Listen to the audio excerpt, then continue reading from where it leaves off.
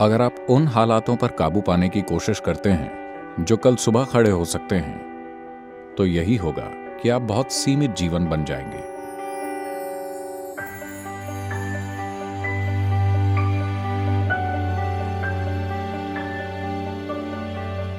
आप दुनिया में जाकर सिर्फ तभी वो सब करेंगे जो करना जरूरी है, जब आपको पक्का विश्वास होगा कि परिस्थिति चाहे जैसी भी हो, आप खुद को नहीं खोएंगे।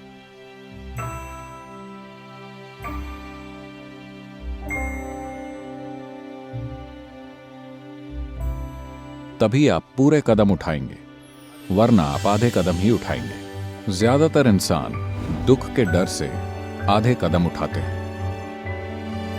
अगर ये हुआ तो मेरा क्या होगा, अगर वो हुआ तो मेरा क्या होगा।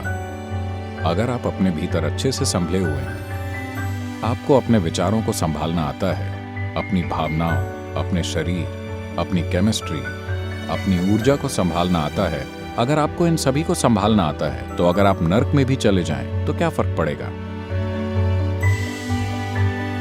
अगर आप व्यवस्थित हैं, अगर आपके अंदर ही स्वर्ग है, तो आप कहीं भी जाएं क्या फर्क पड़ेगा। जाने के लिए नर्क भी एक मजेदार जगह होगी, लेकिन अगर आप अव्यवस्थित हैं तो आप हमेशा एक अच्छी जगह होना चाहेंगे। आप कहीं भी अपने कदम नहीं बढ़ाएंगे। मैं इसे गलत नहीं बता रहा हूं, बस ये प्रकृति के खिलाफ है, क्योंकि प्रकृति में हर जीव उतना होना चाहता है जितना वो हो सकता है ना? ये हर जीव की स्वाभाविक चाहत है।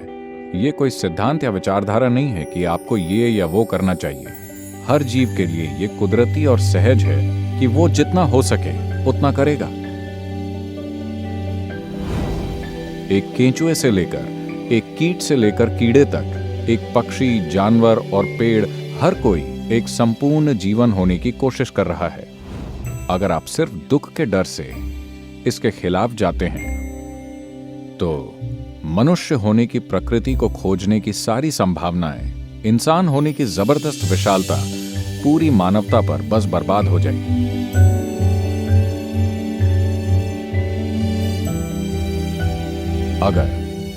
अगर हम धरती पर सबसे बुद्धिमान प्रजाति हैं, अगर हम सबसे काबिल प्रजाति हैं, तो हमें अपनी संभावनाओं की बात करनी चाहिए या अपनी सीमाओं की बात करनी चाहिए। जब भी कोई लिखता या कहता है अरे हम तो इंसान हैं, तो वो हमेशा अपनी सीमाओं की बात कर रहे होते हैं। इंसान होने की संभावनाओं की बात कभी नहीं करते। ऐसा इसलिए है क्योंकि हमारी शिक्षा प्रणाली में सबसे बुनियादी चीजें नहीं सिखाई गई हैं। अपने विचारों और भावनाओं को कैसे संभालें। आपका मनोवैज्ञानिक नाटक बेकाबू हो गया है। इस ड्रामे का निर्देशन बहुत खराब है। अगर इसका निर्देशन अच्छा होता तो आप उसे मन चाहे अंत तक ले जाते, है ना? क्योंकि इस ड्रामे का निर्देशन बुरा है तो कोई भी इसका चार्ज ले लेता है। आपके मनोवैज्ञानिक ड्रामे का निर्देशक कौन है? कोई भी, है ना? कोई भी इसे एक ट्रेजेडी बना सकता है।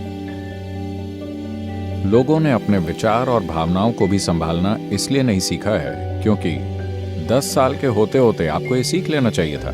60 की उम्र में भी लोग नहीं जानते कि अपने विचार और भावनाओं को कैसे संभालें। वो अपना जीवन भूत की तरह जीते हैं। उन्हें किसी की मदद की जरूरत नहीं है। वो खुद ही लगातार अपने लिए दुख पैदा कर सकते हैं, क्योंकि जीवन की बुनियादी चीजें नहीं समझी गई हैं। मेरे अस्तित्व की प्रकृति क्या है, अगर आप ये नहीं जानते तो आप इसे संभालेंगे कैसे? जब आप किसी चीज की प्रकृति को समझेंगे, सिर्फ तभी आप उसे संभालना सीखेंगे, है ना? आप देख भी नहीं पा रहे कि ये क्या है, तो इसे संभालेंगे कैसे? इसे संभालने का कोई तरीका नहीं है। तो पहली और सबसे जरूरी चीज को इसीलिए आत्मज्ञान कहा जाता है। आपको ये समझना चाहिए, इस देश में, इस संस्कृति में हमने किसी तरह के आध्यात्मिक आत्मज्ञान को कभी कुछ प्राप्त करना नहीं माना। हमने उसे सिर्फ आत्मज्ञान कहा।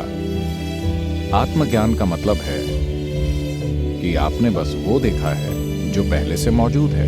आपने कुछ खोजा नहीं है। आप पहाड़ की चोटी पर नहीं चढ़े। आपने बस हर चीज को वैसी देखना शुरू किया है जैसी वो है, मगर ये इतना दुर्लभ हो गया है कि उसे बहुत कीमती माना जा रहा है।